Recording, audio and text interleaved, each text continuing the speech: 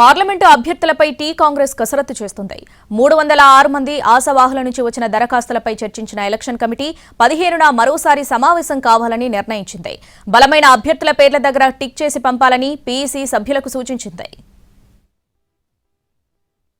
Parliament ఎన్నికలపై తెలంగాణ కాంగ్రెస్ నజరు పెట్టింది.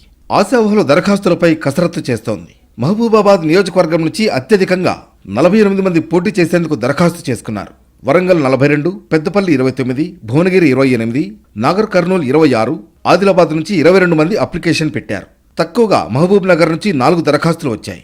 జహీరాబాద్ నుంచి 6, నిజామాబాద్ నుంచి 9 మంది పార్లమెంట్ ఎన్నికల బరిలో నిలిచేందుకు ఆసక్తి కనబరిచారు. హైదరాబాద్ గాంధీ భవన్లో పార్లమెంట్ ఎలక్షన్ కమిటీ భేటీ జరిగింది. పార్లమెంట్ ఎన్నికల కోసం 306 మంది ఆశావహుల నుంచి వచ్చిన దరఖాస్తులపై చర్చించింది. ఫిబ్రవరి 15ను మరోసారి భేటీ కావాలని నిర్ణయించింది. పీఈసీ సభ్యులు బలమైన అభ్యర్థుల పేర్ల వద్ద టిక్ చేసి పంపాలని సూచించింది కమిటీ. ఇవాళ మధ్యాహ్నం 3 గంటల వరకు టిక్ చేసిన జాబితాని గాంధీ భవన్లో అందించాలని ఆదేశించారు.